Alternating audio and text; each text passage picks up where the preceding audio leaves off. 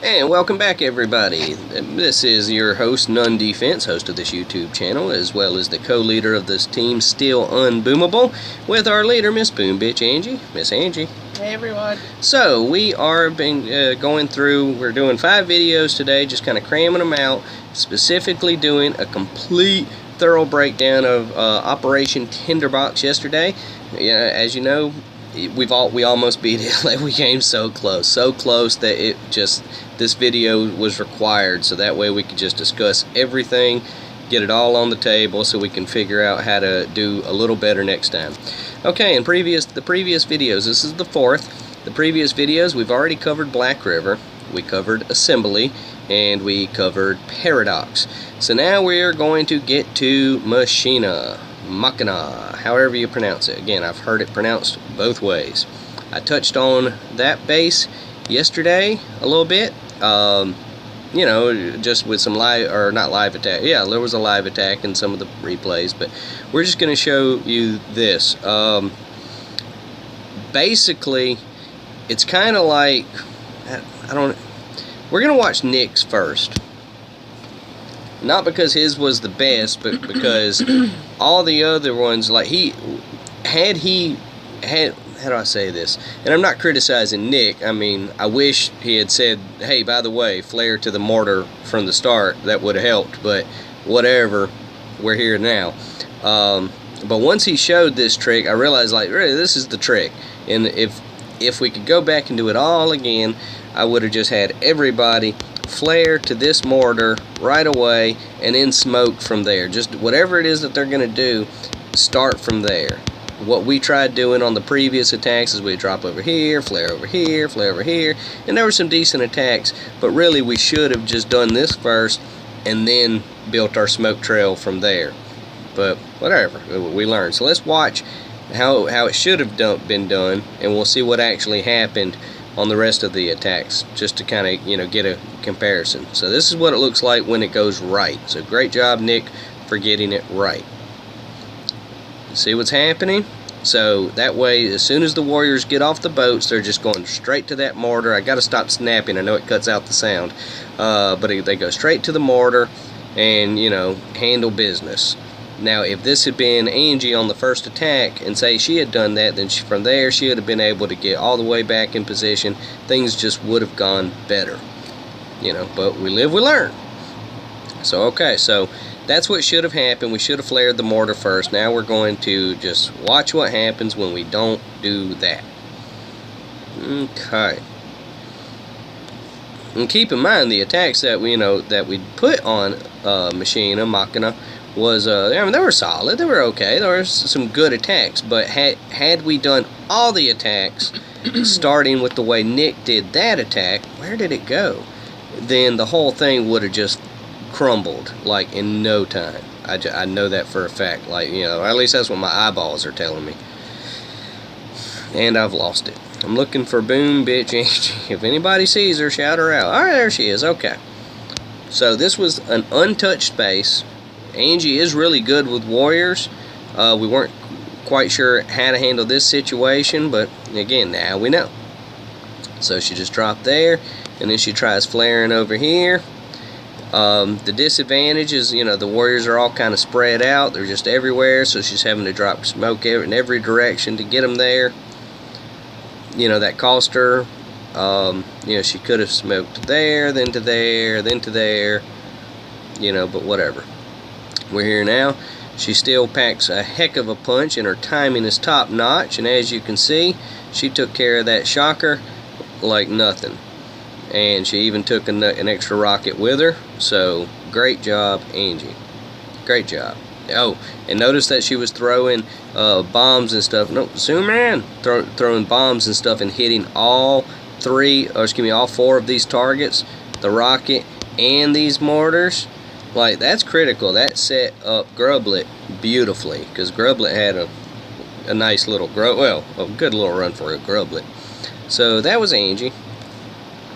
And then she went in shortly thereafter, and she was driving Bartholomew. Keep in mind, we still hadn't seen Nick do his little thing yet, so we still weren't quite sure what the best way to do that was, but now we know. So flare over here. She drops her smoky trail. This attack was, I mean, it was good.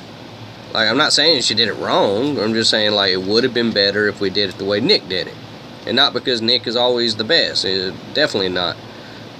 Just at that, in that example, that was just a really good example of what to do. So thank you, Nick, for giving us a really good example to work off of for the next try.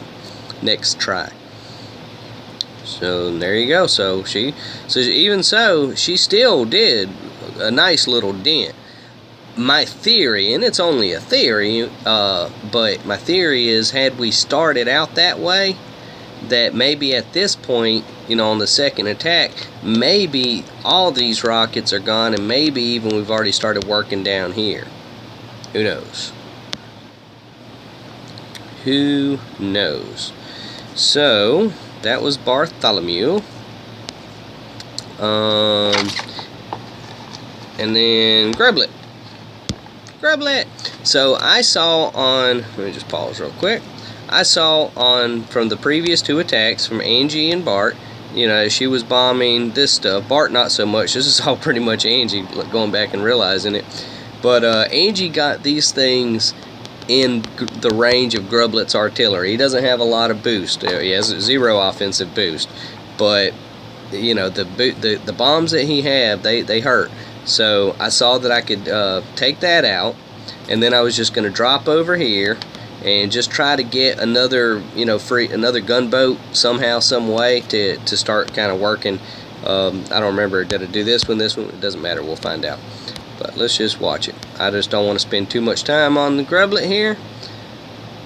Okay, so that was gone. Then I just dropped my troops over there somewhere. I think I was thinking at this point. Yeah, this looks like a thinking pause. Like, okay, so yeah, flare over there. Just get them over there, except that they're going to take some damage. But I use whatever I can get from that side to, you know, throw more stuff at this rocket over here, apparently. So, good job, Grublet.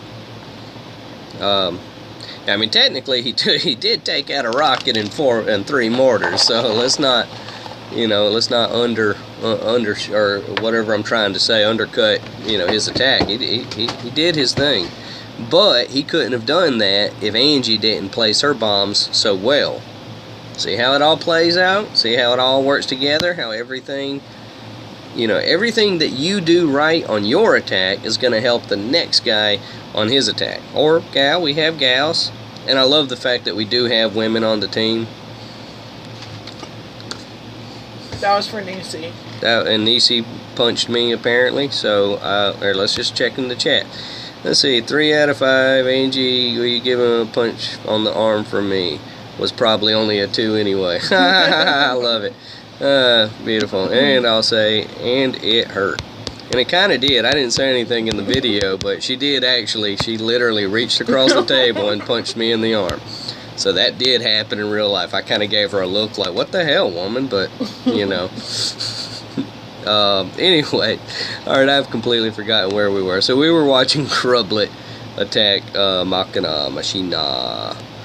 Where's Grublet? Grublet! He's in here. I know he's there. There's, okay. And then Nala went in, and I was driving this round. At this point, after Grublet's run and after watching Angie's run, I felt like I was going to have a good little attack here. And again, I still hadn't seen Nick flare to this mortar, so I didn't flare to the mortar. And, you know, it did cost me. I did okay. I mean, I did alright. I just, you know, wish I'd flared to the mortar. So, but I got to right there. You know, and everybody who's seen it says, oh yeah, it was a good attack, you know, but wasn't what I wanted, you know. I wanted more. So there you go. So that was Nala. So I definitely got it very weak, which set up Nick, I believe, for the next run. Yep, so then Nick went on his good little run, so great job there. And then Mishu went in, and that was driven by Angie. And she didn't, this was after Nick's attack, but she was actually at work. She's a delivery driver, so, but as she's between stops, She will jump on Boom Beat, see if there's anything she can do, anything she can help with. She didn't have time to watch Nick's replay. I don't even think she realized that he had went. She just knew that she was attacking that base with Mishu, so she just kind of went. But now that she's seen it, like, we got it now. So this is what happened right there. So we drop there, kind of flare over, and let's see how this goes. Good use of shock, and rockets down. So great job. At the end of the day, you know, you go in before your attack, before you hit that attack button, just at least ask yourself, what is, if I can only do one thing and only one thing, what's that one thing gonna be? And by all God, make that one thing happen.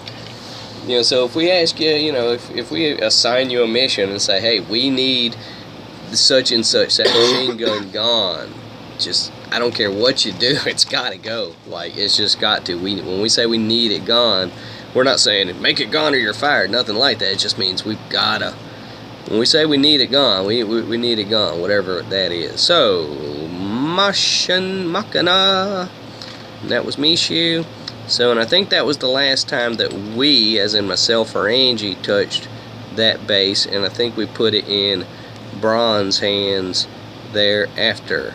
And yes, that appears to be correct. Yes. So Braun had a long night. He wasn't available for the early planning, and that's okay. I thought we actually did have things well under control. It was there at the end that we kind of dropped the ball. But I mean, we were behind, but we were still on pace. And then we kind of dropped the ball on really assembly, and it was all my fault. But anyway, so Muffin then goes in with Braun at the wheel. Nick had bet that Braun would be able to beat this base at this point in 2 attacks, and he called it. He absolutely called it. Okay, so he's just gonna flare right there. But you see how just grabbing onto that mortar right there, just right there when they get off the boat, like that's nice to have a nice little target they can just shoot for real quick. So, and then he's just throwing out this shock. You know, he has his one mission: destroy that one rocket. Anything after that is just bonus. So he did it. He destroyed the one rocket. That was the gig. That was the mission. And afterwards, then he goes in with his second attack, which took care of business, and that was on Bronsoon, which is the big account, like the big account. And so let's see how he pulled this off. So he's doing the little flare. He's dropping the smoke.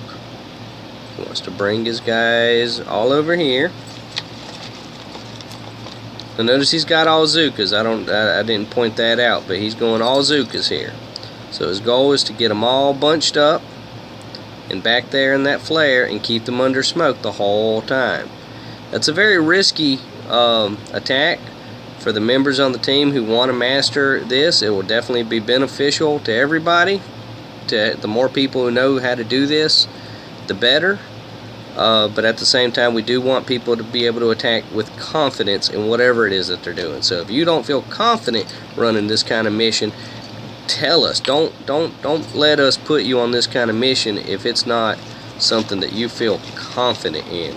Now, if we run a training op, we will make you run the mission past, whether you do good or not. We'll make you do it, not to be mean, but because that's by a training mission. I'll tell you what that means for the newer members. That's when we will start an easier operation, and we'll put weird notes where we can easily beat some of these bases in 20 attacks, more or less. We'll do strange notes on a training base. We'll like smoke past the machine gun but don't destroy it, or smoke over here, or do it's particularly about these more like skill things, because anybody can really run hookah. It's not that complicated, but these we do like to run training missions from time to training ops from time to time to let people get practice at some of the more complex maneuvers and troop mixes that we have to run to when we're opping at this level. Excuse me.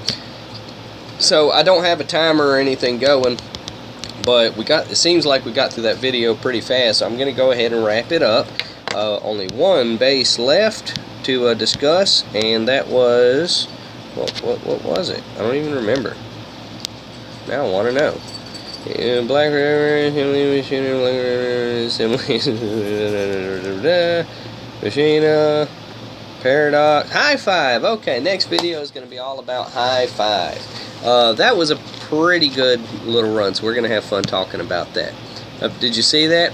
When I'm at this screen, I don't know if you guys have ever noticed, but when someone gets intel, like new intel, it does like register right then, like you'll see it live. It'll just happen, and it just happened. So if you rewind a few seconds, you'll see that that does just go up periodically. So anyway, well, I want to thank all of you so much for watching this video. I hope you enjoyed it. We are learning tons, having fun working together. As always, please remember we are still unboomable, and please stay safe. Seriously, stay safe. That's important. All right, thank you. You're such a dork.